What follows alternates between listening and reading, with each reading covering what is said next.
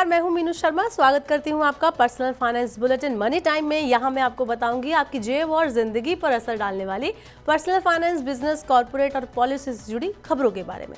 तो चलिए फटाफट शुरू करते हैं आज का खबरों का सिलसिला। गेहूं और दालों की महंगाई से जल्द राहत मिलती नहीं दिख रही है। चालू रबी सीजन में गेहूं की बुआई का रकबा घट गया है। कृषि मंत्रालय के मुताबिक चालू रबी सीजन में गेहूं की बुआई में 5% की गिरावट हुई है। अब तक 86,02,000 हेक्टेयर में गेहूं की बुआई हुई है, जबकि पिछले साल 91,02,000 हेक्टेयर में गेहूं की बुआई हुई थी। गेहूं के साथ ही दलहन की बुआई भी पिछले साल की तुलना में पीछे चल रही है। चने की बुआई में 5 लाख हेक्टेयर की कमी दर्ज की गई है। अक्टूबर और नवंबर के दौरान देश के ज्यादातर हिस्सों में बरसात की कमी से कई जगहों पर सूखे जैसे हालात हैं। देश का 26% से ज्यादा हिस्सा सूखे का सामना कर रहा है। राजस्थान और पंजाब को छोड़कर बाकी सभी राज्यों में सूखे की मार पड़ी है। यूपीआई आईडी को लेकर एक जरूरी अपडेट आया है। सभी बैंक और थर्ड पार्टी यूपीआई ऐप्स को पिछले 1 साल से निष्क्रिय यूपीआई आईडी को बंद करने का निर्देश दिया गया है। National payment corporation of India ने सभी बैंकों को और थर्ड पार्टी ऐप्स को उन सभी आईडीज को ब्लॉक करने का निर्देश दिया है जिनमें पिछले 1 साल में कोई भी ट्रांजैक्शन नहीं हुआ है। इसके लिए एनपीसीआई ने 31 दिसंबर तक का समय दिया है। अगर आपने भी काफी समय से अपने यूपीआई आईडी से कोई ट्रांजैक्शन नहीं किया है तो उसे एक्टिव कर लें, वरना आपकी यूपीआई आईडी 31 दिसंबर के बाद बंद हो जाएगी। सेफ और सिक्योर ट्रांजैक्शन के लिए बैंकिंग सिस्टम में ग्राहकों को अपनी जानकारी नियमित रूप से रिव्यू और वेरीफाई कराना जरूरी होता है। एनपीसीआई को पता चला है कि बहुत से ग्राहक बैंकिंग सिस्टम में अपने पुराने नंबर को अपडेट किए बगैर नया मोबाइल नंबर ले लेते हैं। ऐसे में धोखाधड़ी होने का खतरा बढ़ जाता है, इसलिए ये कदम उठाया गया है। सुरक्षित निवेश के लिए सोने चांदी की मांग फिर एक बार बढ़ने लगी है। इस वजह से इनकी कीमतों में भी लगातार उछाल आ रहा है। शुक्रवार को दिल्ली सराफा बाजार में सोने का भाव 540 रुपए बढ़कर 61,750 रुपए प्रति 10 ग्राम हो गया। वहीं चांदी 1,200 रुपए की तेजी के साथ 76,500 रुपए प्रति किलोग्राम पर पहुंच गए।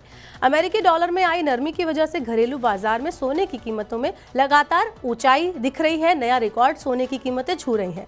अंतर्राष्ट्रीय बाजार में सोना $1,984 प्रति औंस और चांदी $23.86 प्रति औंस पर कारोबार करते हुए दिखे। छठ से पहले आम लोगों को थोड़ी राहत मिली है। ऑयल मार्केटिंग कंपनियों ने 4 मेट्रो शहरों में 19 किलोग्राम वाले कमर्शियल एलपीजी सिलेंडर की कीमतों में कटौती की है। तेल कंपनियों ने 16 नवंबर से कीमतों में 57 रुपये 50 पैसे की कटौती की है। तेल कंपनियों ने दिवाली से पहले कमर्शियल सिलेंडर की कीमत 101 रुपये 50 पैसे बढ़ाई थी। नई दिल्ली में कमर्शियल सिलेंडर की नई कीमत 1,775 रुपये 50 पैसे होगी। तेल कंपनियों ने घरेलू गैस सिलेंडर की कीमतों में कोई बदलाव नहीं किया है। बैंक और एनबीएफसी जल्द ही कुछ सेगमेंट में लोन पर इंटरेस्ट रेट बढ़ा सकते हैं। आरबीआई के अनसिक्योर्ड कंज्यूमर लोन पर रिस्क वेटेज बढ़ाने के ताज़ा फैसले के बाद बैंक और एनबीएफसी पर खासा दबाव देखा जा रहा है। बाजार के जानकारों का कहना है कि रिस्क वेटेज बढ़ने से बैंकों और एनबीएफसी के प्रॉफिट पर कुछ दबाव आगे आने वाली तिमाहियों में दिखेगा। कंज्यूमर लोन में क्रेडिट कार्ड, कुछ पर्सनल लोन और रिटेल लोन शामिल है। अनसिक्योर्ड कंज्यूमर लोन की बढ़ती मांग के बीच एनपीए बढ़ने का खतरा बढ़ा है। इसको लेकर आरबीआई लंबे समय से बैंकों को चेता रहा है। बात कहीं हाथ से ना निकल जाए, इसके लिए आरबीआई ने अब कंज्यूमर लोन बांटने पर यह सख्ती की है। क्रेडिट वेटेज बढ़ने से कुछ पर्सनल लोन की ब्याज दरों में जल्द बढ़ोतरी हो सकती है।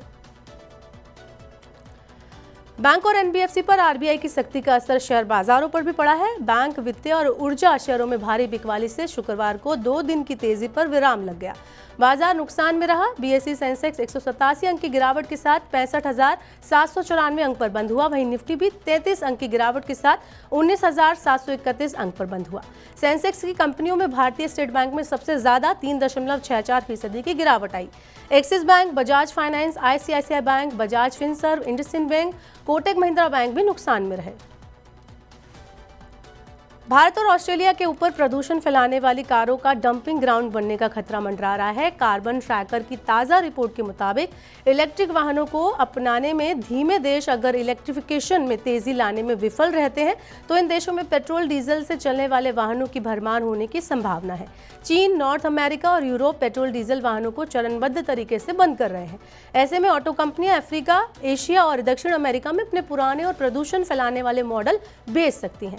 ऑटो कंपनियां भारत, ऑस्ट्रेलिया, थाईलैंड, तुर्की, इंडोनेशिया, मलेशिया, रूस और दक्षिण अफ्रीका को अपना नया बाजार बना सकती हैं।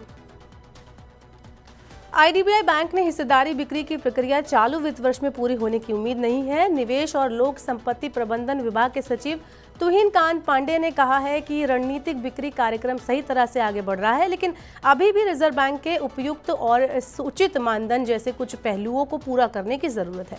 व्यवहारिक रूप से नहीं लगता कि मार्च से पहले आईडीबीआई बैंक में हिस्सेदारी बिक्री पूरी हो पाएगी। सरकार के पास आईडीबीआई बैंक की 45% से ज्यादा हिस्सेदारी है। रेल टिकट में जल्द ही वेटिंग लिस्ट का झंझट खत्म होगा। रेल मंत्रालय अगले 4-5 सालों में 0 वेटिंग लिस्ट का लक्ष्य लेकर आगे बढ़ रहे हैं। रेल मंत्री अश्विनी वैष्णव ने कहा है कि यात्रियों की बढ़ती संख्या को देखते हुए अगले 4-5 सालों में 3000 नई ट्रेन चलाने की योजना है। आंकड़ों के मुताबिक करीब 95% यात्री जो है जनरल और स्लीपर क्लास में यात्रा करते हैं। यात्रियों की बढ़ती संख्या को देखते हुए रेलवे ने कोविड के बाद डेली चलने वाली ट्रेनों की संख्या भी बढ़ाई है। यात्रियों की सुविधा के लिए रेलवे दैनिक आधार पर 10,748 ट्रेनों का परिचालन कर रहा है। अमेरिकी डॉलर के मुकाबले रुपया शुक्रवार को 4 पैसे की गिरावट के साथ 83.27 पर बंद हुआ। वैश्विक बाजारों में डॉलर में मजबूती और स्थानीय शेयर बाजारों में गिरावट से निवेशकों की धारणा प्रभावित हुई। गुरुवार को डॉलर के मुकाबले रुपया 83.23 अंक पर बंद हुआ था। आईसीआईसीआई डायरेक्ट के मुताबिक डॉलर में करेक्शन और कच्चे तेल की कीमतों में नरमी आने से रुपए में अब और गिरावट नहीं आएगी। रुपया 83 के स्तर पर टिक सकता है। और अब चलते चलते देते हैं आपको आईपीओ से जुड़ा अपडेट। फेड बैंक फाइनेंशियल सर्विसेज ने आईपीओ के लिए प्रति शेयर 133 से 140 रुपए का भाव तय किया है। यह आईपीओ 22 नवंबर को खुलेगा और ये 24 नवंबर को बंद होगा। इसमें 600 करोड़ रुपए के नए शेयर के साथ बिक्री पेशकश भी शामिल है। सार्वजनिक क्षेत्र की कंपनी इरेडा ने भी अपने आईपीओ के लिए मूल्य दायरा 30 से 32 रुपए प्रति शेयर रखा है। 2150 करोड़ रुपए का ये आईपीओ 21 नवंबर को खुलेगा। कंपनी को आईपीओ से 2150 करोड़ रुपए जुटाने की उम्मीद है। तो ये थी मनी टाइम में आज की बड़ी खबरें। अब वक्त हो गया आपसे विदा लेने का। अब आपसे होगी सोमवार को मुलाकात। पर्सनल फाइनेंस से जुड़ी खबरों को पढ़ने, सुनने और उनसे जुड़े खास कार्यक्रमों को देखने के लिए मनी9 के सुपर ऐप को जरूर डाउनलोड कर लें। साथ ही आज का हमारा मनी टाइम का एपिसोड आपको कैसा लगा हमें नीचे कमेंट बॉक्स में अपनी राय जरूर दें। फिलहाल के लिए इस बुलेटिन में इतना ही। नमस्कार, शुभ रात्रि।